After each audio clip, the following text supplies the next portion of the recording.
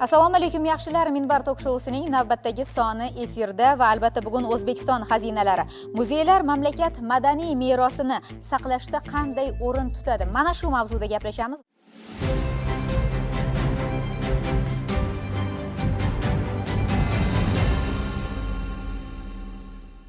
Millatning tarixi va madaniy merosini saqlab qolishda muzeylarning o'rni beqiyos. Muzeylar bizga istalgan davr haqida ko'plab tafsilotlarni o'rganish imkonini beradi. Muzeyga qachon borgansiz? Mazkur savol o'zini ziyoli sanaydigan aksariyat kishilarni ham shoshirib qo'yishi mumkin. Buning birinchi sababi ko'pchilik muzeyga bolaligida borgan va aniq vaqtini eslay olmaydi. Ikkinchidan, bunga berilgan javob kishining ma'naviy saviyasini ham oshkor qilib qo'yadi. Ayni masala haqida gap ketganda aybni faqat odamlardan qidirish noto'g'ri aslida. Tanganing ikki tarafi bo'lgani kabi, muzeylarni ham bugungi kun talabiga to'liq javob beradi deb bo'lmaydi. Ularning faoliyatini jonlantiradigan nimadir yetishmayotgandek. Balki ular joiz shaklda reklama qilinmayotgandir yoki menejmenti to'g'ri yo'lga qo'yilmagan. Xullas, aniq va noaniq sabablar bilan xalq va muzey o'rtasidagi ko'priklar buzilayapti. Birinchi savolimiz, bugun odamlar muzeylarga borishayaptimi? Qanchalik qiziqishayapti? Dastlabki javobni marhamat, aynan hamma mana shu muzey faoliyati bilan bog'liq barchangizdan olamiz. Undan so'ng asosiy savollarga o'tamiz. Marhamat. Hozirgi paytda masalan muzeylarimizning o'rni juda beqiyos bo'lmoqda. Chunki muzey o'zi o'tmish bilan kelajakni bog'lovchi jonli ko'prik hisoblanadi. Mana hozir bizda bo'layotgan madaniy meros obyektlar deyapmiz. Muzeylar asosan madaniy meros bilan birga hamkorlikda ish olib boradi. Chunki har bir muzey o'zining yo'nalishi bilan, eksponatlarning o'ziga xosligi bilan hisoblanadi. Shunga ko'ra muzeylarning o'zining mavzuiy ko'lami, ularning ixtisoslashiga ko'ra muzeylar turli xil toifalarga bo'linadi. Masalan, tarix muzeyi, o'lkashunoslik muzeyi yoki masalan tabiat muzeyi shunga o'xshash. Endi asosan muzeylarda biz tashrifchilarni qiziqtirish uchun nimalar qilyapmiz? Hozir bizda muzeylarga tashrifchilar ko'payib qoldi desak mubolag'a bo'lmaydi. Chunki madaniy meros obyektlari mavjud. Madaniy meros obyektlariga tashrifchilar ziyorat uchun boradi. Muzey esa o'sha madaniy merosga bo'yicha targ'ibot, tashviqot ishlarini olib boradigan avlod ajdodlarimizni yashash tarzini eslatuvchi joy hisoblanadi-da. Shuning uchun ham muzey ular to'g'risida o'sha yoshlarimizni yoki masalan kelajak avlodni millatimizga bo'lgan qiziqishini, o'tmishda yashab o'tgan avlodlarimizning yashash tarzini o'rgatuvchi, ularni hozirgi paytda ham nima deydi, o'tmishni eslatib turuvchi joy hisoblanadi-da. O'shaning uchun ham muzey asosan targ'ibot, tashviqot ishlarini olib boradigan maskan hisoblanadi. O'zbekistonda sayyohlar uchun qiziqarli bo'lgan yodgorliklar va obidalar ko'p va ular ko'pchilik sayyohlarni o'ziga tortadi, qiziqtiradi va ko'p sayyohlar yurtimiz hududlariga kelgan holatda muzeylarga borganliklarini o'zimiz ko'rganmiz.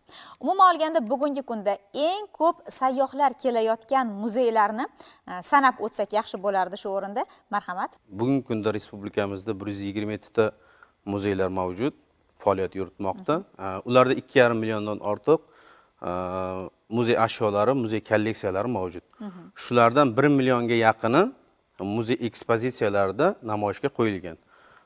Qolaversa, o'sha sizning savolingizga javob sifatida bugungi kunda respublikamiz miqyosida Samarqand eng ko'p tashrif buyuruvchi viloyat sifatida birinchi o'rinda turadigan viloyat o'sha Samarqand viloyati birinchi o'rinda turadi. Demak, Samarqanddagi muzeylarga sayyohlar oqimi juda ham ko'p demoqchisiz. Albatta, bitta Samarqand viloyatida emas, Samarqand viloyatidagi o'sha Samarqand muzey qo'riqxonasi, Registon maydoni yoki bo'lmasa Buxoro viloyatidagi Buxoro davlat muzey qo'riqxonasi va Xorazm viloyatida joylashgan Echanqal'a davlat muzey qo'riqxonalariga bugungi kunda eng yuqori o'sha tashrifchilarni, mahalliy va xorijiy tashrifchilarni tashrifini kuzatishimiz mumkin. Bu sohada amalga oshirilgan so'nggi yillardagi islohotlar haqida ham gaplashaylik. Aynan sizning muzeyingizda so'nggi yillarda qanday bir yangiliklar bo'ldi va o'sha tashrif buyuruvchilar sonini ko'payishiga hissa qo'shadigan qanday bir targ'ibot tadbirlari amalga oshirilyapti? yuqorida aytib o'tdingiz, o'sha sayyohlar juda ham ko'p tashrif buyuradigan muzeylardan biri hisoblanadi. Hozir mana Madaniy meros agentligi xodimi aytib o'tdilar, Samarqand deb aytdilar, lekin bular asosan muzey qo'riqxona hisoblanadi. Buxorodagi ham, Xivadagi, albatta bunaqangi qo'riqxonalarga, ya'ni ochiq osmon osti muzeylariga tashrif juda ham ko'p amalga oshiriladi. Shu o'rinda aytib o'tishim kerak, lekin alohida muzey sifatida kelayotgan tomoshabinlar bu aynan Temurlar tarixi davlat muzeyi hisoblanadi. Juda katta qismini sayyohlar tashkil qiladi va bugungi kunda bizni muzeyda juda ham ko'p ishlar amalga oshirilgan. Mana shu sayyohlarni jalb qilish maqsadida umuman nafaqat sayyohlar, balki o'zimizni aholimizni ham, mana shu maktab o'quvchilari bo'ladimi yoki bo'lmasam talabalar bo'ladimi, ularga qulaylik yaratish maqsadida bizda juda ham yaxshi yo'lga qo'yilgan informatsion texnologiyalar joriy qilingan. O'sha biz juda ko'p aytib o'tamiz, hattoki buni reklama tarzida mana yuqorida o'zingiz aytdingiz, nimadir yetishmaydi muzeylarga deb aytyapsiz. Targ'ibot, tashviqot ishlari bizda juda ham yaxshi yo'lga qo'yilgan. Yangi ko'rgazma qilamizmi yoki texnologiyalarni joriy qilamizmi yoki bo'lmasam konferensiyalar tashkil qilamizmi? Albatta, mana shu televideniyani chaqiramiz va ommaviy axborot vositalarida deyarli har kuni albatta biz haqimizdagi ma'lumotlar nashr etib boriladi. Muzeyda faqat biz madaniyat maskani deymiz, lekin aslida unaqa emas, ilmiy tadqiqot markazi ham hisoblanadi. Bu yerda faqatgina muzey xodimlari emas, balki olimlar, o'sha temurshunos, manbashunos olimlar faoliyat yuritishadi. Har bitta eksponat haqida albatta biror bir olimimiz mukammal qilib ma'lumot taqdim etishadi va mana shu orqali ham biz muzeylarga bo'lgan e'tiborni kuchaytiramiz va shu orqali o'zimizga sayyohlarni, tomoshabinlarni jalb qilish imkoniyatiga ega bo'lyapmiz. Bizning muzey aytaylik nimasi bilan ajralib turadi? Ya'ni respublika bo'yicha uy muzeylar hisoblanadi. O'sha respublika Toshkent shahrining o'zida bir 10 ta uy muzey joylashgan bo'lsa, o'shandan har bittasini o'zini yo'nalishi bor. Masalan, adiblarning muzeyi bor, musiqashunos, rassomlar, yozuvchilarni demak uy muzeylari bor. Demak, oxirgi vaqtlarda biz aytishimiz mumkinki, sayyohlar soni juda ham keskin oshdi. Bizga ma'lumki, karantin paytida juda ham kamayib ketgan edi. Shundan so'ng prezidentimizning 2022-yil 27-maydagi qarorlari chiqdi, shu muzeylar sohasini rivojlantirish to'g'risidagi. Shundan so'ng bir qator o'sha Madaniy meros agentligi bilan hamkorlikda islohotlarni demak ijrosi ta'minlandi. Shu bois hozirgi kunda mana aytaylik, dunyo tanimoqda O'zbekistonni. Ochiq aytish kerak-da. Chunki oxirgi paytda o'zimiz ham kuzatyapmiz, ayniqsa mana uy muzeylarga ham dunyo mamlakatlaridan xorijiy tashrifchilar tashrif buyuryapti. Chunki hozirgi paytda biz guvoh bo'lyapmiz, o'sha O'zbekiston Respublikasi o'sha Vazirlar Mahkamasi huzuridagi o'sha madaniyat va san'atni rivojlantirish jamg'armasi hamda Madaniy meros agentligi hamkorligida juda ko'plab xorijiy mamlakatlarda O'zbekistonni osor atiqalari, boy madaniy merosi targ'ibot, tashviqot ishlari olib borilmoqda. Mana guvoh bo'ldik. O'sha aytaylik, Angliya, Fransiya, Italiya mamlakatlari, mana yaqinda Qozog'istonda xalqaro ko'rgazmalar o'tkazildi. Unda o'sha O'zbekistondagi eng noyob asor atiqalar, boy madaniy merosimiz namoyish etildi. Shundan so'ng dunyo e'tirof etmoqda hozirgi kunda. O'zbekistonni demak shunday boy madaniy meros bor ekan. Biz demak borib ko'rishimiz kerak degan bir taassurot uyg'onayotgan bo'lsa, bir mubolag'a bo'lmaydi deb aytish mumkin-da. Shuning uchun aytishimiz mumkin, bularning ta'sirliroq yaqqol sezilyapti.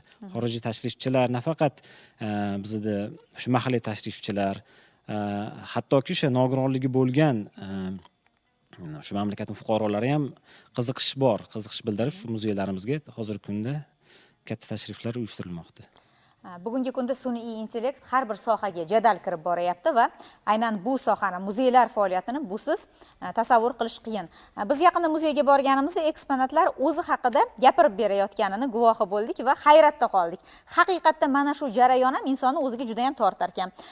Suratlar so'zlayapti, eksponatlar so'zlayapti va o'zining tarixi haqida fikrlar berayapti va istalgan tilda, bu rus tilida, ingliz tilida amalga oshirilayotgani ham bizni quvontira oldi.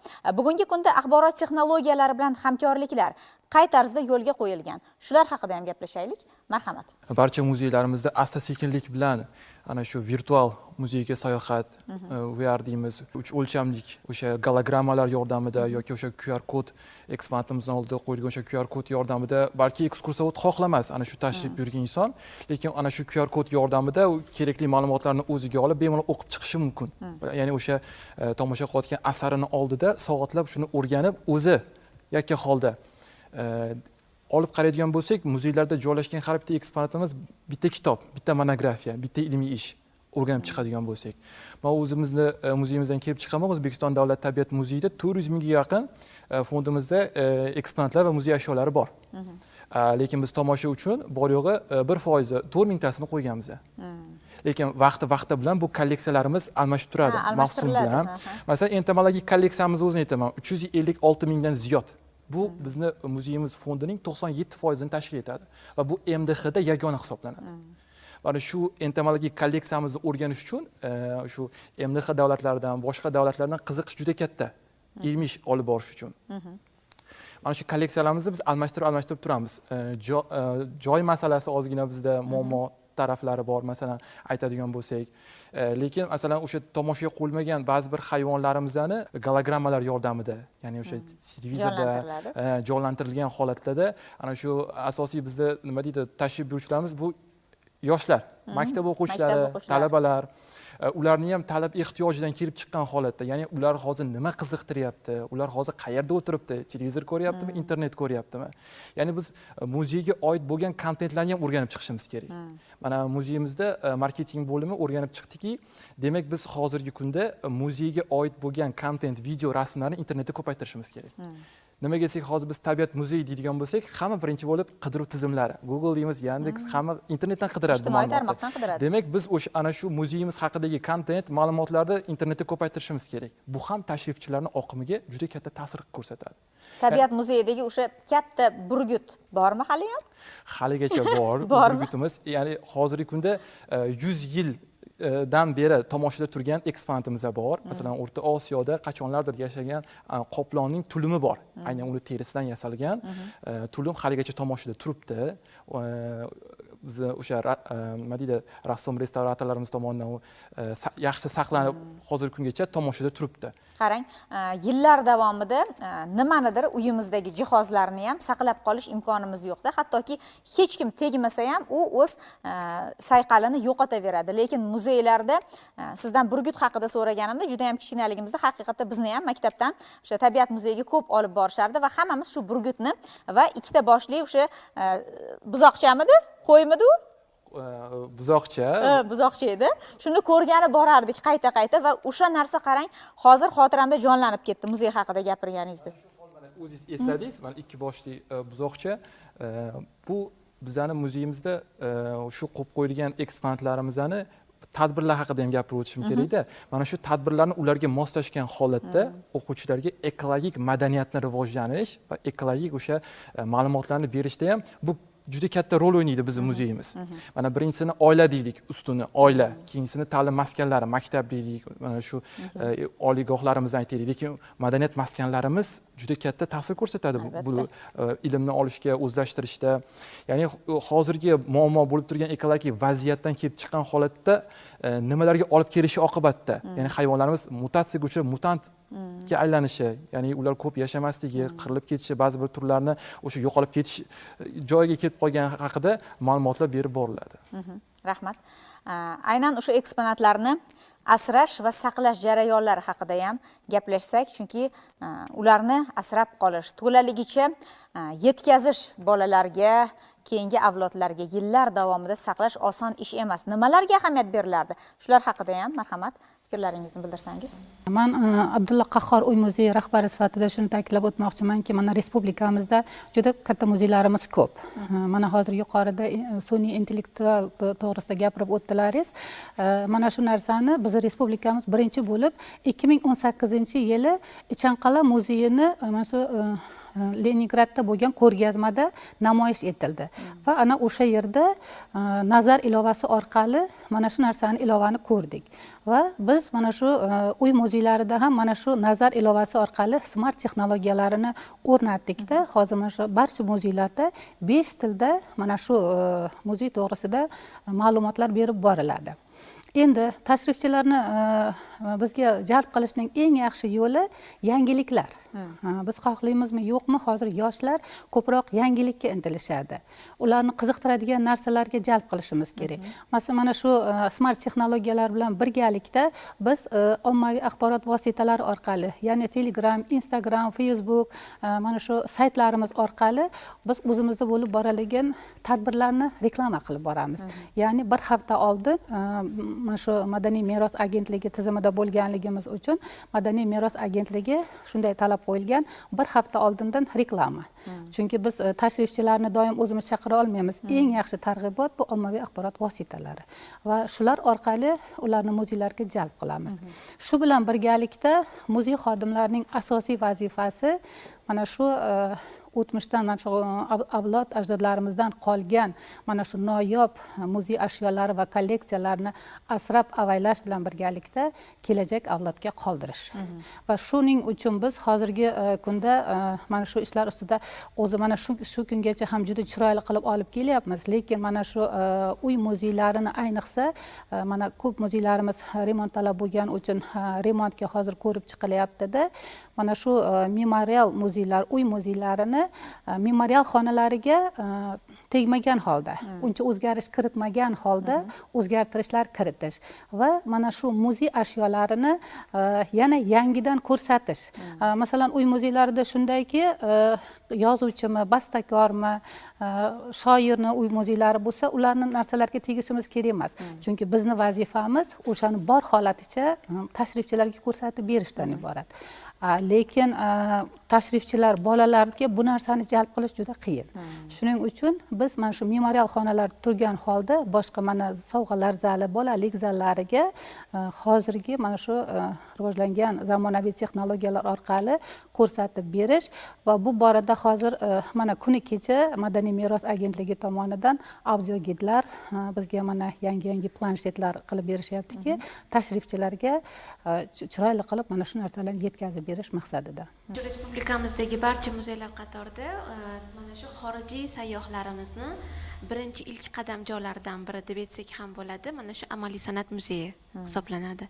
Chunki bu yerda tashrif buyurgan mehmonlarimiz o'zbeklar qanday yashaganliklari, ular nimalardan foydalanganliklari, qanday liboslar kiyganliklari barchasi haqida umumiy ma'lumotga ega bo'lishadi. Ya'ni xalq amaliy san'ati, hunarmandchilik namunalarining eng noyoblari ko'rgazmamiz, ekspozitsiyamizga qo'yilgan. 10 mingdan ziyod eksponatlarimiz mavjud bo'lib, shundan 1000 ga yaqini ekspozitsiya zallarida tomoshabinlarga namoyish etib kelinmoqda. Shu o'rinda tashrif buyurgan sayyohlarimiz mana shu aytib o'tganimizdek ochiq osmon ostidagi muzeylarimiz qatori bizni muzeyimizda ham juda ham ko'p. Kelgan sayyohlar nafaqat mana shu xalq amaliy san'at buyumlari, nodir hunarmandchilik namunalari, shu bilan birgalikda mana shu binoyimiz, markaziy zalimiz, mehmonxona zalimiz haqida ham juda ham katta taassurotda ketishadi. Ya'ni bu yerda mana shu g'arb va sharq me'morchiligining uyg'unligini ko'rishimiz mumkin. Har bir devordagi ganch o'ymakorligi yokida shiftdagi yog'och o'ymakorliklari, ustunlar, eshiklar har biri juda ham chuqur o'ziga yarasha mehnatga hamda jilokor desak ham bo'ladi. Shu bilan birgalikda mana shu aytib o'tganimizdek smart texnologiyalarni ham keng joriy qilib kelinmoqda. Yana bu mana shu tashrif buyurayotgan mehmonlarimizni faqat xorijiy sayyohlar, shu bilan birgalikda mahalliy aholimizni ham mana shu muzeylarga qiziqtiradi. Yana bir aytib o'tish joizki, kuni kecha mana shu muzeyimizni yonida bog'cha, maktabgacha ta'lim muassasasi mavjud. Mana shu yerda ta'lim olayotgan o'quvchi bolajon otasi bilan shu yerga kirishni talab qilyapti. Meni mana shu muzeyga olib kiring, shu yerga kirgim kelyapti deb. Bu bizni juda ham quvontiradi. Shu bilan birgalikda audio gid tizimlari, eksponatlarga qo'yilgan QR kodlarni ko'rishimiz mumkin.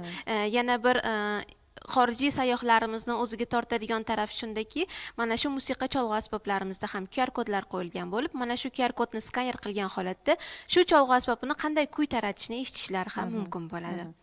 Bu hammasi barchasi nafaqat xorijiy sayyohlar, mahalliy aholimizni mana shu muzeylarga keng jalb qilish uchun amalga oshirilayotgan ishlar desak adashmagan bo'lamiz. Yosh hunarmandlar ham muzeyga tez-tez borishadi va o'sha yangiliklarni sizdan o'rganib, o'zlarini asarlarida ham tatbiq etishyapti deb eshitgandik. Bu haqiqatmi? Yoshlar ham borishyaptimi? O'sha tarixni qayta jonlantirilyapti-da bugungi kunda. O'sha milliylik, urf-odatlar, an'analar hayotga tatbiq etilyapti. Shu jarayonlarda yoshlarning ishtiroki qanday? Albatta, biz mana shu yillar davomida oliy ta'lim muassasalari bilan ham shartnomalarimiz mavjud. Bu yerda mana shu talabalar muzeyimizga tashrif buyurib amaliyotlarni o'tashadi.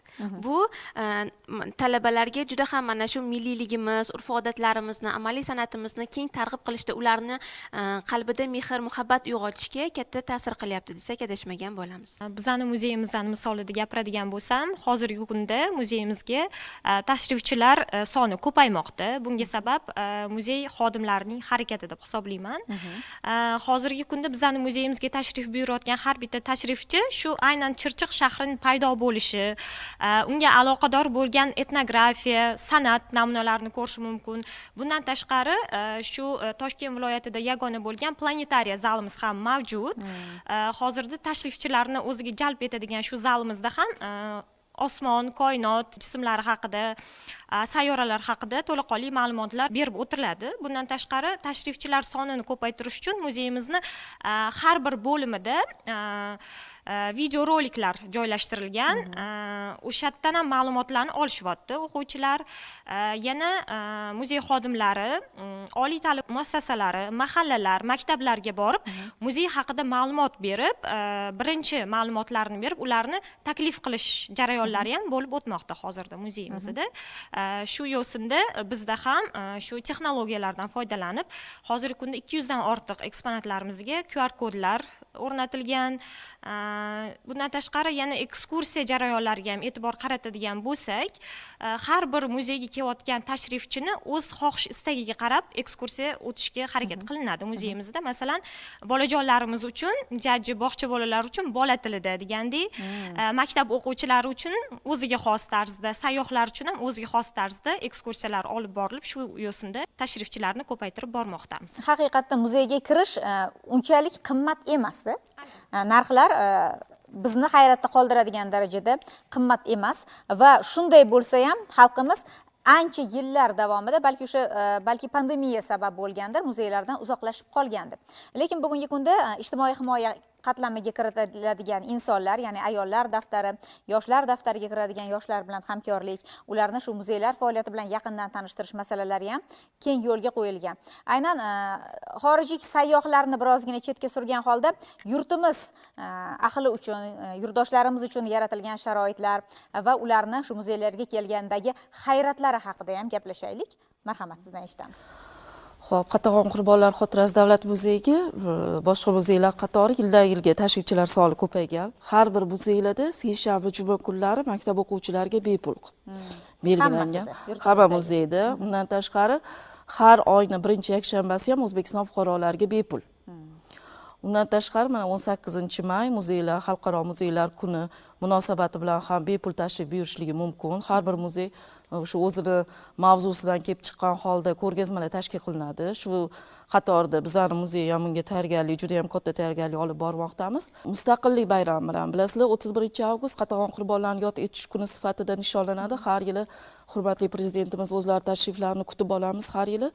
Va shuni natijasida ham 8-sentyabrgacha bizning muzeyimizga kirish O'zbekiston fuqarolari uchun bepul. Menimcha boshqa muzeylar bo'lsa ham kerak, muzeylarga bo'lsa kerak. Keyin shuni aytib o'tishim kerakki, Qatag'on qurbonlarini yod etish va nomini aniqlash, nomini abadiylashtirish bu hozirgi kunda davlat siyosati darajasiga yetdi. Sababi buni isboti tariqasida shuni aytishim mumkin. 2020-yil 8-oktyabrda prezidentimizning farmonlari 5598 sonli o'sha Qatag'on qurbonlarini nomini abadiylashtirish maqsadida qilingan farmoyishlari, undan tashqari 2024-yilda 270-qaror mana yaqindagina yilni boshida 3-yanvar o'sha Mahmudxo'ja Behbudiyni 150 yillik tavalludini keng nishonlash to'g'risidagi qarorlari buni isbotini ko'rishimiz mumkin. Va shuni natijasida muzeyda tadbirlar juda ham ko'p amalga oshirildi. Yana shuni aytishim kerak, 55-98 qarorlari asosida, farmoyishlar asosida ma'muriyat binosi yangi qurib foydalanishga topshirildi 2023-yilda va u yerda tadbirlar o'tkazish uchun 200 kishiga mo'ljallangan anjumanlar zali, undan tashqari yana 40 kishiga mo'ljallangan majlislar zali bor. Har bir xodimga, o'sha ilmiy xodim deymizmi, ma'muriyatda ishlaydigan xodimlarga alohida har biriga texnik vositalar bilan jihozlangan xonalar ajratilgan. Undan tashqari o'sha muzey yuragi bo'lgan fond arxiviga ham alohida xona qurib bitkazildi. Unda o'sha namlikni, yorug'lik, haroratni o'lchaydigan texnik qurilmalar asosida jihozlangan va bizada o'sha rasmlarga ham mo'ljallangan stelajlar, maxsus shkoplar deymizmi, hujjatlar saqlanadigan. Endi shuni ham ma'lumot o'rnida aytishim mumkin, mustamlaka davrida ko'pgina kitoblar, manbalar yo'q qilingan. Shunga qaramasdan bizning ilmiy xodimlarimiz shu fuqarolar tomonidan deymizmi, arxivlar tomonidan olishga harakat qilamiz. Sotib olinadi bular hammasi. O'zligi taqdim qilishadi, sotib olamiz ham. Arxivlarimizga katta rahmatimni aytaman, berishadi. Undan tashqari fuqarolar o'zligi xohlab taqdim qilishadi, lekin o'sha fuqarolar ham aytishadiki, rasmi yo'q. Dodam, bobomni rasmi yo'q, hech qachon topa olmaymiz. Hujjatlari bor, boshqalari bor yoki rasmi bor, hujjatlari yo'q u odam to'g'risida. Shuning uchun bizda sal qiyinchilik uyg'onadi shu fondlarimizni boyitish, lekin shunga qaramasdan baribir ilmiy izlanishlar olib boriladi, tadqiqotlar juda ham yuqorida aytishdi, ilmiy tadqiqot markazi ham muzey. Juda ham ko'p o'sha qatag'on qurbonlariga bag'ishlangan tadqiqot ishlari amalga oshiriladi. O'zbekiston Respublikasi Prezidentining 67-sonli farmoyishi chiqqan hamda Vazirlar Mahkamasining 2010-yildagi 68-sonli qarorining 8-ilovasiga muvofiq muzeylarda har haftaning seshanba va juma kunlari 18 yoshgacha bo'lgan o'smirlarda, bolalarda muzeylarga kirish mutlaqo bepul. Ularga hamrohlik qiluvchi ota-onalarga ham bepul xizmat ko'rsatiladi. Bunda nogironligi bo'lgan, o'sha siz aytgandek temir daftar, ayollar daftari, yoshlar daftariga kiritilgan fuqarolarimiz muzeylarga mutlaqo bepul kiritiladi. Har kuni. Albatta, har kuni bepul kiritiladi. O'sha bitta nima borki, bu yerda ijtimoiy himoya milliy agentligini reyestridan o'tgan nogironligini tasdiqlovchi hujjatlarni ko'rsatilgan taqdirda kiritiladi. Albatta, o'sha shaxsni tasdiqlovchi hujjatlarni ko'rsatilganda muzeylarga bepul kiritilishi belgilangan. Shuni inobatga olib, muzeylarning har oyning 1-yakshanbasi muzeylarga kirish bepul hamda har yili respublika bo'yicha muzey haftaligi bo'ladi.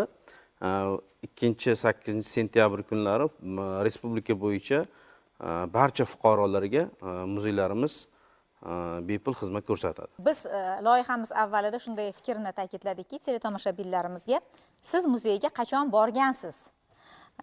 Hozir men mana shu studiyadagi ekspertlar guruhiga mana shu savolni bermoqchiman. Ya'ni siz o'zingizni ishingiz bilamiz, siz o'zingizni muzeyingizga har kuni borasiz, lekin o'zaro hamkorliklar haqida so'ramoqchiman-da.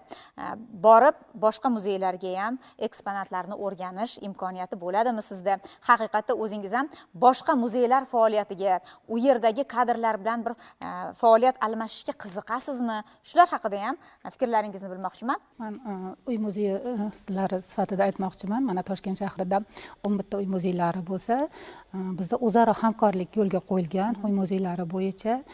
Bizda har oyning bir kunida, masalan, rahbarlar kelishgan holda muzeylarga tashrif buyuradi. Masalan, nafaqat rahbarlar, xodimlar ham deb aytsam bo'ladi va shu bilan birgalikda har bir masalani yechganda ham uy muzey rahbarlari hamkorlikda qilamiz. Hatto mana fikr almashiladi. Kasaba uyushmasini ham biz bitta qilib nima qilganmiz. Keyin bir tadbirlar o'tkazamiz. Ma'lum sanalarga bag'ishlangan. keyin mana shu belgilangan reja asosidagi sanalarga tadbirlarda nafaqat uy muzey xodimlari balki respublikadagi barcha muzey rahbarlarini xodimlarini ham taklif etamiz va mana shu o'zimizni mana shu tadbirlarimizda asosan uy muzeylari bizni yo'nalishimiz adabiy ilmiy ma'rifiy bo'lganligi uchun ko'proq fikr almashish doirasida bo'ladi va mana shu yerda hamkasblar o'tirib bir-birimizdan masalan o'rganamiz. Kimda nima yangilik bo'lyapti, kimda nima orqaga qolyapmiz va bir-birimizni to'ldirib bu hamkorlik bizda juda yaxshi yo'lga qo'yilgan. Muzeylarga borganingizda qaysi eksponat sizni hayratda qoldirgan degan savolni bersam, aytib bera olasizmi? Masalan, sizni o'zingizni muzeyingiz emas, boshqa hamkorlikdagi o'sha jarayonlarga borgandagi sizni hayratda qoldirgan, sizni qiziqtira oladigan, xuddi boyaga aytganimizdek, mana burgut bizni hayolimizda qolganligi kabi sizni hayratingizni oshirgan bir eksponat haqida gapirib berishingizni iltimos qilamiz. Qaysi biri sizni hayratda qoldirgan? Marhamat. Aynan men Toshkent shahrida yaqinda amaliy san'at muzeyida bo'ldim. Amaliy san'at muzeyiga borganda o'zimga bir dunyo yangiliklar kashf qildim desam ham adashmayman, chunki u yerdagi bezaklar bizni momolarimiz, onalarimiz tomonidan yaratilgan bejirimlilik, rang-baranglik, ayniqsa ularni tariximizni, yashash sharoitini hamda ruhiy kechinmalarini mana shu kashtalarga tikkanligi, so'zanalarga qo'shib tikkanligini, ana shu so'zanalarni ko'rish orqali, o'qish orqali biz xalqimizni ming asrlar davomida saqlanib kelayotgan an'analarimizni hamda onalarimiz bilamiz, allalariga qo'shib dardlarini qo'shgandek, mana shu o'zlarini amaliy san'at asarlarida butun borliq dardlarini, farzandlaridan kutayotgan orzu-havaslarini hamda kelajakka bo'lgan, yurtimizdagi tinchlikka bo'lgan ishonchga qo'shib tikkanligini guvohi bo'ldim. Aynan mana shu amaliy san'at muzeyida aylanib yurib, men o'sha davrdagi har bir davr xususiyatini ko'z oldimda gavdalantirdim va uyga kelganimda, oilamda, o'zimni farzandlarimga ham mana shunday kashtachilik yo'nalishi bo'yicha momolarimiz qilgan ishlarni biz ham qila olishimiz mumkinligini isbotlashga harakat qildim. Hamda oddiy sochiqlarni bozordan sotib olib kelib, mana shu narsani chizib oldimda, farzandlarim bilan birgalikda oila davrasida mana shu an'anani davom ettirdim. Qoyil, qarang. Bu bilan men nafaqat farzandimga, balki farzandim orqali uni dugonalariga, sinfdosh o'rtoqlariga ham tarixga bo'lgan hurmatni uyg'otishga harakat qildim desam bo'ladi. Qarang, sizga yaxshi motivatsiya beribdi. Qarang, bitta muzeyga borib, shuncha ruhiyatni olib kelibsiz. Umuman olganda, haqiqatda bir tarix va kelajakni bog'lab turuvchi munosib ko'prik bizga ko'p narsalarni o'rgatadi-da. Ham to'g'ri, bekorga aytmaydik-ku, muzeylar tarix va bugunni bog'lovchi jonli ko'prikdir. Qaysi yurtniki tarixiga qiziqsang, o'sha yerini borib muzeylarini o'rgan. Chunki biz har doim qaysi shaharga yoki davlatga borishimizdan qat'iy nazar birinchi bo'lib muzeylariga tashrif buyuramiz va mana shu shahar haqidagi birinchi yo'l xaritasini, taassurotlarimizni mana shu muzeylar orqali olamiz. Muzeylarni xodimlari bilan gaplashganimizda ularni kayfiyatlari juda ham chog' ekanligini ko'ramizda. Eksponatlar haqida to'lib toshib xursand bo'lib gapirib berishadi. Bu degani o'zlarini kasbini sevadigan fidoyilar ishlaydi-da u yerda. Shunchaki muzeyda ishlash mumkin emas. O'sha yerdagi har bitta eksponatni sevgan holatda, uning tarixini yuqori darajada bilgan holatda ishlash mumkin. Umuman olganda kadrlar masalasi haqida ham gaplashmoqchimiz. O'zaro xorijlik hamkorliklar haqida gaplashmoqchimiz. Malaka oshirish jarayonlari haqida gapirib berishingizni so'raymiz. Marhamat. 2025-yil, mana joriy yilning 14, 15, 16 aprel kunlari yaqindagina O'zbekiston Davlat san'at muzeyida o'sha respublikamizda joylashgan barcha muzeylarimizning rassom restavratorlarini taklif qilib, ularning malakasini oshirish maqsadida o'sha yerda seminar trening o'tkazildi. Bu bilan o'tgan 2024-yilda respublikamizda 15 ta restavratsiya laboratoriyasi tashkil etildi, restavratsiya laboratoriya xonalari tashkil etildi. O'sha restavratsiya laboratoriya xonalarida muzey ashyolari va muzey kolleksiyalarini o'sha yemirilishini oldini olish maqsadida va o'sha yetkaziladigan har qanday shikastlarning oldini olish maqsadida o'sha tajribali xorijiy mutaxassislardan o'sha seminar trening orqali o'zlariga kerakli ma'lumotlarni oldi desak mubolag'a bo'lmaydi. Biz bilamizki, hamkorliklarni yo'lga qo'yish uchun albatta moliyaviy bo'ladi, chetga chiqishga to'g'ri keladi. Mana shu jihatlar imkoniyatga olingan holda Madaniyat san'at jamg'armasi tomonidan o'zlari mana shu mutaxassislarni O'zbekistonga chaqirish hollarida bizga seminar treninglar tashkil qilishmoqda. 2024-yilning noyabr-dekabr oylarida Fransiyaning Louvre muzeyi xodimlari kelib 3 kunlik seminar trening o'tkazishdi va ular bilan biz mana shu fikr almashishlar qildik va shu yerda Fransiyaning muzeylarida qanday eksponatlar saqlanadi, ulardagi tadbirlar qanday, ularda ish jarayonlari qanday, biz fikr almashdik. Undan tashqari hozirgi kunda nafaqat xalqaro, hatto mana shu rahbarlarni, xodimlarni ham malaka oshirishlarini ham yo'lga qo'yilgan va mana shu Prezident akademiyasi, Davlat akademiyasi o'qishlarga yuborishmoqda va mana shu Samarqandda, Buxoroda bo'ladigan seminar treninglarda ham mana shu muzey rahbarlari, xodimlari ishtiroki ta'minlanib, malaka oshirishlar yo'lga qo'yilgan. Xorijlik mutaxassislardan qaysi jihatlarini o'rgandingiz va qaysi jihatlarini bizdan ular o'rganishdi? Mana shu to'g'risida o'zi aytmoqchi edim. Fransiyani Louvre muzeyini xodimlari aytib o'tishganda, ular endi bizdan oldinligi zamonaviy texnologiya. Ularda o'zi raqamlashtirib bo'lingan, eksponatlari hammasi hisob kitobi joyida. Masalan, ko'rgazmalar bo'lganda shu raqamli texnologiyalar orqali olib chiqishlari yo'lga qo'yilganda, bizni ustunligimiz bizda ish yaxshi yo'lga qo'yilgan. Men bu narsani ularning savol-javoblarida ham ko'rdim. Mana bizda KP, ya'ni Kirim kitoblari hamda ENI va inventar kitoblari mavjud. Fransiyaning Louvre muzeyida esa bunday kitoblar mavjud emas ekan. Faqat KP kitoblari bo'lar ekanda, ular ham restavratsiya jarayonlarida o'chib ketilgan joylari, nimalari bo'lganda ularga juda qiyinchilik tug'dirar ekan. Bizda esa kartochkalarda to'liq ma'lumotlar kiritib boriladi. Mana shu eksponatlar to'g'risida va mana shu ma'ruzalar davomida u kishi aytdiki, bizga dedi, tashrifchilar qo'rqib turishadi. Muzeylarimizga kelishga dedilar. Bizda esa 7 yoshdan 70 yoshgacha bo'lgan tashrifchilar o'zlari xohlagan vaqtda, o'zlariga qulay vaqtda barcha muzeylarga tashrif buyurishlari mumkin. Ayniqsa butun dunyo olimlari bugungi kunda har bir muzeyda saqlanayotgan arxeologik ashyolarimizga juda katta qiziqish bildirmoqdalar. Men o'ylaymanki, butun O'zbekistonimizda faoliyat yuritayotgan davlat muzeylari, uy muzeylari, xususiy muzeylar ham har birida nechta eksponat saqlanayotgani bilan biz maqtana olamiz. Chunki har biri bitta ilmiy ish. Bitta olim umri davomida qiladigan ilmiy ishni muzeyga borganda har tomonlama mukammal o'rganish imkoniyatiga ega bo'ladi. Agar muzeyda qilmasa bu ilmiy ishini tashqarida qilsa, hamma joyga borib, arxivlarga yoki boshqa joylarga, davlat muassasalariga borib ma'lumot yig'ishiga to'g'ri keladi. Muzeyda ilmiy ish qilishning afzalligi esa hamma ma'lumotlarni bitta fondda saqlanayotganligidir.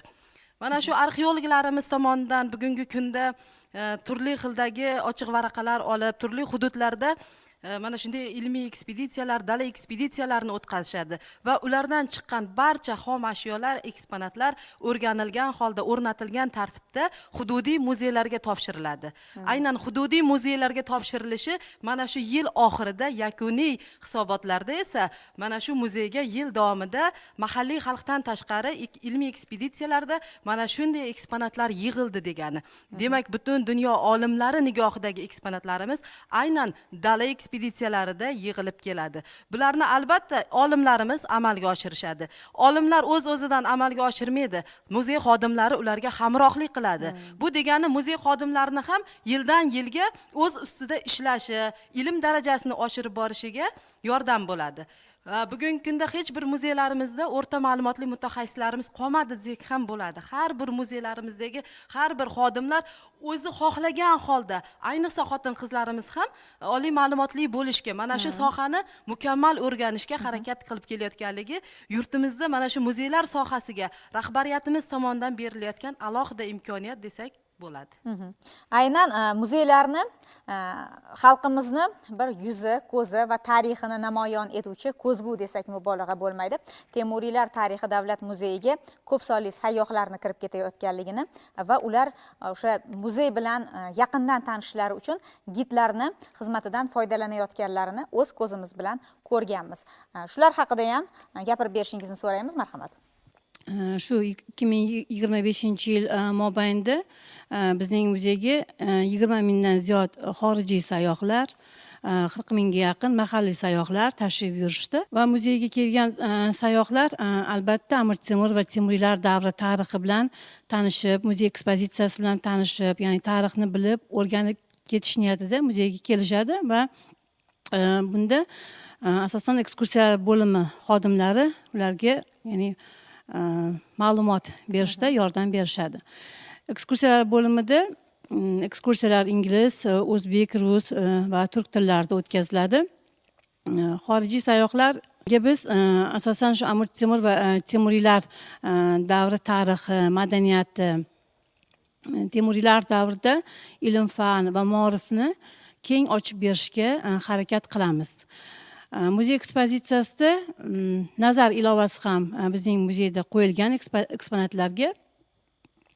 Bu nazar ilovasida ma'lumotlar 4 ta tilda joylashtirilgan: o'zbek, rus, ingliz va fransuz tillarida va shu bilan bir qatorda ba'zi bir maketlarga qo'yilgan nazar ilovasi orqali xorijiy sayyohlar, mahalliy sayyohlar, ya'ni shu joylarga virtual sayohat qilish imkoniyatiga ega bo'lishadi. Masalan, Shahrisabzdagi Amir Temur bunyod ettirgan Oqsaroy binosi, Mirzo Ulug'bekning rasadxonasini, Amir Temur maqbarasini, Samarqanddagi Registon maydonini ular virtual ko'rishlari mumkin. Mavzuli ekskursiya matnlari ishlab chiqilgan. Amir Temur va Temuriylar davrida yoritilgan mavzular asosida ham ekskursiyalar o'tib kelamiz. O'zbekistondagi noyob asarlar katalog shaklida ham chop ettiriladimi? Shular haqida ham ma'lumot berishingizni so'raymiz. Marhamat. Albatta. Albatta, mana yuqorida aytib o'tildi, muzey faqatgina madaniyat maskani emas, balki ilmiy tadqiqot maskani hisoblanadi. Bizni muzeyda faqatgina o'sha eksponatlarga ularni namoyish etish, ko'rgazmalardan tashqari, siz aytib o'tgandek, kataloglar, umuman ilmiy tadqiqot ishlari nashr etiladi. 2017-yilda bizni muzeyda juda ham yirik katalog nashr qilingan. Bu katalogda Temurlar tarixi davlat muzeyida saqlanayotgan ashyolarni hammasi jamlangan, ya'ni bo'limlarga ajratilgan. Kulolchilik bo'ladimi, kandakorlik, yog'och, umuman qo'lyozma san'ati yoki bo'lmasa miniatyura san'ati. Bu nafaqat o'zbek tilida, balki 3 ta tilda nashr qildirganmiz. Sababi kelgan mehmonlarga mana shu nima desa bo'ladi, muzeyni vizitkasi desak ham bo'ladi, tashrif qog'ozi desak bo'ladi. Mana shu katalog orqali butun muzey fondida saqlanayotgan noyob eksponatlar jamlangan. Har bittasi haqida ma'lumotlar, uni juda ham mukammal suratlari joylangan va bundan tashqari yana aytish mumkin, mana yaqinda biz yana bitta katalogni nashr qildirdik. Bu Temurlar tarixi davlat muzeyi numizmatika kolleksiyasi. Bizni muzeyda nafaqat Temuriylar davri, masalan 7000 dan ortiq eksponat mavjud bo'ladigan bo'lsa, buni hammasi Temuriylar davriga oid emas, undan avvalgi va keyingi davrga oid ham ashyolar mavjud. Sababi bizga kelayotgan masalan aholilar yoki bo'lmasam turli xil xohlovchilar o'zlarida avloddan avlodga saqlanib kelayotgan eksponatlarni topshirishadi. Albatta muzey sifatida biz ularni qabul qilamiz va fondda saqlashga odatlanganmiz. Va shuni natijasida mana shu muzeyimizda o'sha qadimgi davrdan to mustaqillikkacha bo'lgan davrdagi moliya pul siyosatini o'zida namoyish etgan tangalar, pullar saqlanib qolgan. Biz mana shuni ham bir ilmiy tadqiqot sifatida butun So'g'd davridan boshlab to mustaqillikkacha, xonliklargacha bo'lgan davrdagi tangalarni katalogini nashr qildirdik. Bunda juda ham noyob tangalar, mis, kumush, hattoki o'sha xonliklar davridagi eng noyob hisoblangan oltin tangalar ham mana shu katalogga kiritilgan va maxsus mana shu numizmatika katalogi asosida biz buni ko'rgazmasini ham tashkil qildik. Biz ijtimoiy tarmoqlarda, umuman ommaviy axborot vositalarida bu juda ham ko'p ma'lumot berildi. Biz o'sha oltin tangani ikkinchi martagina ekspozitsiyaga qo'ydik. Sababi bu juda ham noyob tangalar hisoblanganligi sababli vaqti bilan mana shu tadqiqotlar natijasini biz ko'rgazma sifatida ham namoyish etib kelyapmiz. Ekskursiya xizmatini tashkil qilish, tashrif buyuruvchilarimizga xizmat ko'rsatish haqida ham gaplashdik-da. Shunda ozgina qo'shimcha qilmoqchiman. Ya'ni biz boya yuqorida aytib o'tdim, muzey marketingi. Ya'ni biz ma'lumotlar tarqatdik, tashrifchilarni muzeyga olib kelmoqchimiz, lekin muzey bir martalik maskanga aylanib qolmasligi kerak. Ya'ni bir marta keldi, tomosha qildi, bir umr shu muzeyda shu narsa bor bo'ldi, bilaman degan narsa emas. Har tashrif buyurganida u o'ziga yangi narsani olib ketishi. Ya'ni u yerda o'sha ekspozitsiyani yangilab borilishi, kolleksiyalarni yangilab borilishi, xabardor bo'lishi ya'ni o'sha nima deydi, o'zini vatanini, o'zini millatini ko'zgusi deyapmiz. Ana shu o'zini boyligini bilmasa u inson. Qanday biz ataymiz millat farzandi deb. Shunga e'tibor qaratishimiz kerak. Mana 2024-yilda mana O'zbekiston Davlat tabiat muzeyida ekspozitsiyamiz yangilandi. Ya'ni bunda yangi dioramalar qurildi. Diorama bu nima? Mana shu hayvonot olamimizda yashash muhitini tasvirlab berish. Ya'ni u oddiygina biz vitrinaga yoki oddiy hayvonni qo'yib qo'ymayapmizda, ya'ni u qaysi hayvonlar birga yashaydi, qanday holatda yashaydi, ozuqa zanjiri bilan birgalikda ko'rsatib beryapmiz. Ya'ni unda tasavvur hosil bo'lsin u bolada. Ya'ni o'sha tashrif buyurgan o'sha katta yoshdagi insonda ham tasavvur hosil bo'lishi. Yana bitta ma'lumot aytaman, yaqinda bizda Yevropadan delegatsiya keldi, aylanib yurishibdi. Ma'lumotlar beryapmizda, qizil kitobga men urg'u beryapman, O'zbekiston qizil kitobiga. Mana shu qizil kitobga kiritilgan, bu sanoqli qolgan, bu shu qo'riqxonamizda bor. Shu ma'lumotlarni bergandan keyin meni chekiga olib aytyapti, shu qizil kitobning sotuvida bormi, qayerdan topsam bo'ladi deyapti. Men xursand bo'lib ketdim, demak men maqsadimga erishdim. Men O'zbekistonga o'sha chetdan kelgan mehmonimizni O'zbekistonga qiziqtirib, ana u tabiatiga olib kira oldim. Ana u endi O'zbekiston tabiatiga, qizil kitobiga qiziqishi ortib, ana uni o'rganmoqchi. Mana shu darajaga olib chiqishimiz kerak deb o'ylayman. Haqiqatda eksponatlar haqidagi hikoyalar, fikrlar bizni qiziqishimizni oshiradi. Biz Chorsuv bozoriga borganimizda ko'plab sayyohlar oqimi aynan o'sha hunarmandchilik namunalarini muzeyda ko'rganliklari va u yerdagi namunalarni sotib olmoqchi bo'lganliklarini, lekin muzeyda bu narsalar sotilmasdan o'sha bizda mana shunday hunarmandchilik namunalari bozorlarda sotiladi degan fikr bilan shu Chorsuv bozoriga kelib, shu milliy urf-odatlarimizni namoyon etuvchi liboslarni, o'sha hunarmandchilik namunalariga xaridor bo'lganliklarini o'z ko'zimiz bilan ko'rganimizda faxrlanib ketganmizda. Haqiqatda chiroyli tavsiya, chiroyli yo'nalish har kimni hayratini oshiraveradi. Muzeylarga borganimizda mana o'zingiz ta'kidlab o'tganingizdek, sizni fikringiz ham yaxshi o'rinli bo'ldi. Bizni qiziqtiradi, bizni qaysidir ma'noda ruhlantiradi va hayotda bir yangi g'oyani olib chiqishimizga albatta ko'mak beradi. Buning uchun muzey xodimlarini alohida o'rnalari bor. Barchangizga buning uchun minnatdorlik bildirmoqchiman. Mamlakatimizda shunday fikrlar borki, qonunchilikda muzeylarga mahalliy byudjetdan mablag'lar ajratiladi degan. Haqiqatda ajratiladimi? Va bu imkondan siz qanchalik foydalanyapsiz degan savolni bermoqchiman. Marhamat.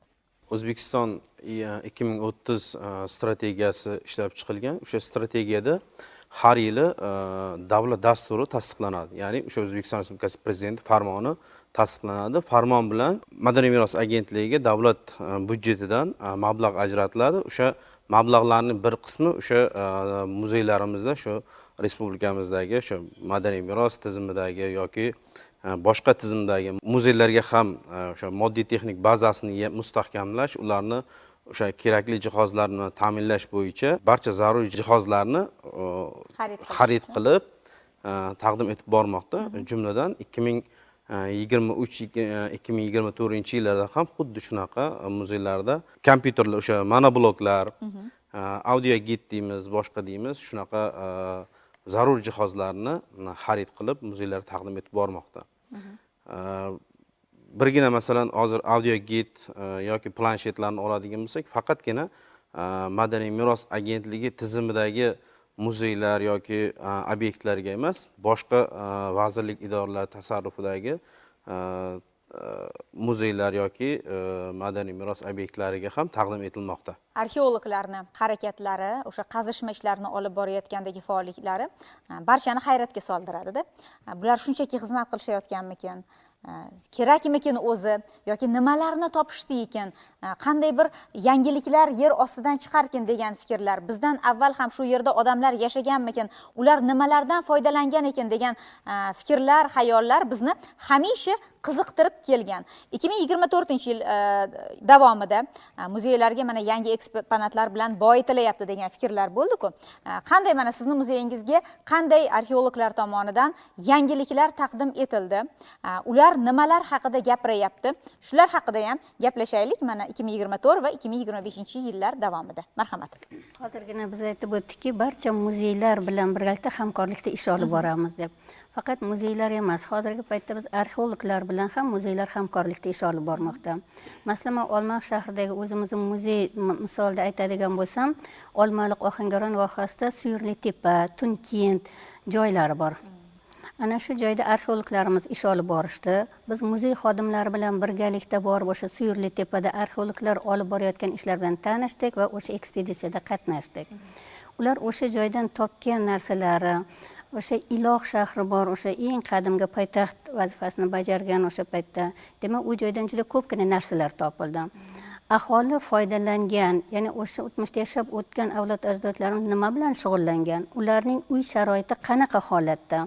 Masalan, bizda hozir nima deymiz endi, tandir, o'choq, xullas qazilma ishlar olib borayotganda mana shunday joy maskanlar topildi. Uy jihozlari topildi, ularning mehnat qurollari topildi. O'shalardan arxeologlar birgalikda, mana domla Asqarov domla birgalikda ish olib borildi. Bizni shahrimiz sanoat shahri bo'lganligi uchun Olmaqkon metallurgiya shahri hisoblanadi. Unda juda ko'p korxonamiz bor, korxonaning turli tashkilotlari bor. Shular bilan birgalikda ish olib borib, o'sha topilgan topilmalardan bizning muzeyimizga ham taqdim etishdi o'sha eksponatlardan. Bu eksponatlarda faqatgina hali sopol ko'za yoki sopol lagan emas, aksincha mana shisha idishlari bor va boshqa shunga o'xshagan turli xil mahsulotlar ham topilib bizning muzeyimizga o'sha arxeologlar tomonidan taqdim qilindi. Bu esa bizni ancha muzeydagi bo'lgan eksponatlarimizni boyitishdi. Keyin kelayotgan bizda ko'proq talabalar keladi muzeyimizga, ularni bu narsa qiziqtiradi. Shuning uchun ham boya aytib o'tgandek, muzeylar o'zlarining mavqeidan, ixtisoslashiga ko'ra turli xil toifalarga bo'linadi deganda, bizda faqat o'lkashunoslik emas, tabiat, tarix bo'limlari bor. Hamda o'sha kombinatga atalgan bitta bo'limimiz borki, kelayotgan talabalar ko'proq o'sha bo'limga qiziqadi. Chunki unda korxonalar o'zlari ishlab chiqarayotgan mahsulotlardan namunalar bergan. Kelajakda ular o'qishni bitirgandan keyin o'sha korxonada ishlab, kombinat sohasida ishlab, nimalarga e'tibor berish kerak. Mana bu narsalar ularni qiziqtiradi. Shuning uchun ham demoqchimanki, qayerda mana shunga o'xshagan joylar bo'lsa, arxeologlarimiz qazish, ularning asosiy maqsad qazish ishlari orqali topiladi. Biz o'shalar bilan birgalikda hamkorlikda ish olib boryapmiz va bu davom etadi degan umiddaman. Jami 20 dan ortiq ochiq varaqalar olindi va 25 tadan ortiq hududlarimizda ilmiy tadqiqot va hamda dala tadqiqot ishlari amalga oshirildi. Men mamnuniyat bilan ayta olaman, har yilgi dala tadqiqot ishlarimizda chiqadigan tarixiy boyliklarimiz 24-yilda juda ham safi kengaydi. Ayniqsa Parkent tumanida o'tkazilgan tadqiqotlarda ko'pgina mozor qo'rg'onlar ochildi. Biz bilamiz, maytlarni bir xil ko'rinishda ko'miladi, lekin bu yilgi dala tadqiqot ishlarida ochilganda undan ortiq mayt qo'rg'onlarni, mozor qo'rg'onlarni guvohi bo'ldik va bizda mana shu lahatda insonlarni turli holatda ko'milganligi va ana shu turli holatda ko'milganligiga qarab ularni bosh qismiga, oyoq qismiga qo'yilgan ashyolar, kiyim-kechak, ro'zg'or buyumlariga qarab o'sha davr xususiyatini aniqlash imkoniyati paydo bo'ldi. Undan tashqari Angren shahar tarixi muzeyi xodimlari hamkorlikda Lashkarak soyga hamda Qizil Olma soy hududlarida tog'larga chiqib 6 ta 7 ta tog' oshib, tog'larda chizib ketilgan qoyatosh suratlarini guvohi bo'lishdi. Aynan qoyatosh suratlarida o'sha davrda odamlarni yashash tarzi, osmonda uchayotgan qushlar hamda hayvonlar, insonlar o'zi ko'zi bilan ko'rgan har bir narsani toshlarga urib, qoyatoshlarga qoldirib ketgan. Bu qoyatosh suratlari bugungi kunda tariximizni o'rganishda mayoq vazifasini o'tayapti. Undan tashqari ular mana shu qoyatosh suratlari orqali o'zlari borgan manzillarini, makonlarini, bir-biriga yurgan yo'llarini ko'rsatib ketish vazifasini ham o'tagan. Undan tashqari respublikamiz hududida joylashgan Buxoro viloyati Qorakol tumani Paykent tumanida bo'lib o'tgan katta arxeologik qazishmalar men ham ishtirok etishga muvaffaq bo'ldim. Bunda butun dunyo olimlari qatnashdi. Rossiya muzeylari, Ermitaj muzeyi bilan hamkorlikda qazishma ishlari amalga oshirilyapti. Bu yerdagi qazishma ishlari jarayonida aynan o'sha davrga yuzlanamizda, ayniqsa o'sha davrda juda ham insonlarning yashashi uchun rivojlanish juda kuchli bo'lgan suv yoqasida qad ko'targan qoyatosh ustida mana shunday hudud barpo etilganki, u barpo etilgan hududda shunday qalqonlar, qilichlar, nayzalar hamda sovuq qurollarni juda ham ko'pini topildi. Mana shu joyda butun dunyo olimlarini o'ziga birlashtirilgan Paykentda ham men arxeologlarni mehnatidagi mashaqqatni va ular vatanimiz tarixini butun dunyoga tarannum etayotganligini guvohi bo'ldim. Haqiqatda bu jarayonlar juda ham katta mas'uliyatda.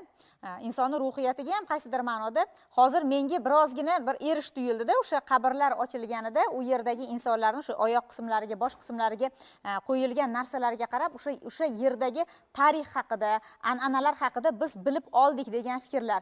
Lekin bilamizki, shu qabrni ochilganidan keyin u yerdagi insonni yana qaytadan dafn etiladimi? Suyaklar shu tarqalib ketmasligini qanday bir himoyasi bor? U yerda baribir inson yotibdi-da, oradan ming yillar o'tsa-da. Albatta, biz milliy mentalitetimizdan kelib chiqqan holatda mana shu qabrlar ochiq holatda o'rganiladi, kerak joylarda fotosuratlari olinadi, ilmiy tadqiqot ishlari boshlanadi hamda ularni bezovta qilmagan holatda ba'zi bir joylarini shundoq joyiga ko'mib qo'yishga to'g'ri keladi. Ba'zi bir joylarini biz mana bu mullalarimizni chaqirib, oq surubga o'rab, mana bu o'zimizni mahalliy qabristonlarga borib chiroyli an'analar bilan ko'mamiz. Chunki u yerlarda bir tadqiqotdan tashqari boshqa ishlar qilinishi mumkin. Shuning uchun ham biz har doim mana shu mentalitetimizdan kelib chiqmagan holatda ish qilganimiz hammamiz uchun ham foydali bo'ladi. Rahmat. Haqiqatda muzeylar orqali bir tarixga sayohat insonni kayfiyatini ko'taradi, ruhiyatini yuksaltiradi. Bugun ko'rsatuvimiz orqali juda ham ko'p sonli insonlar aynan muzeylarga tashrif buyurishni rejalashtirib qo'ygan bo'lsalar, ne ajab.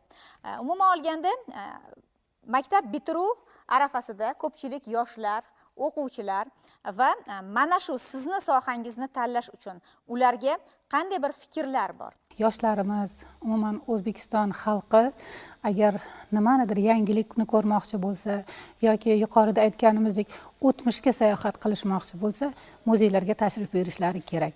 Biz aytgan bilan boshqa, o'zlari kelib ko'z bilan ko'rganlari albatta boshqacha tuyg'u bo'ladi.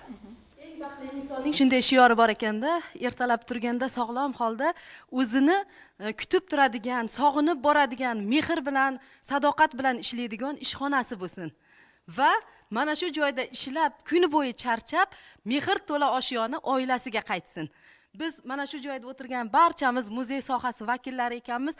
Biz mana shunday insonlarmiz. Har kuni ishimizga jasorat bilan ko'nglimiz yayrab boramizda va yangi taassurotlar bilan uyga qaytamiz. Muzeylar bu qotib qoladigan maskan emas. Har kuni bizda yangilik bor.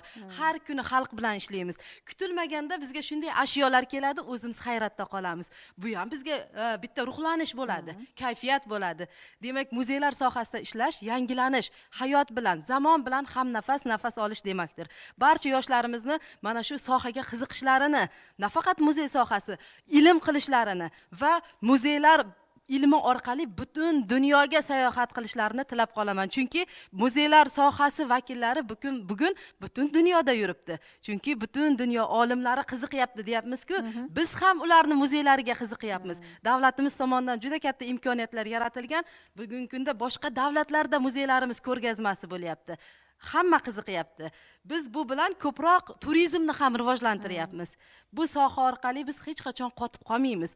Bizdan keyin ham muzeydagi eksponatlarimiz saqlanib qoladi. Chunki ular davlat mulki. Uyimizda tursa shu ashyolar bir kun ko'ramiz, qarindosh urug' ko'radi, mahalla ko'radi nari borsa. Muzeylarda tursa, bizdan keyin ham butun xalq, mahalliy va xorijiy tashrifchilar ko'rish imkoniyatiga ega bo'ladi. Mana shunday avlodlarimizga buyuklikni, ulug'likni yetkazib beradigan shunday chiroyli kasbimizda hammamizga kuch-quvvat tilayman.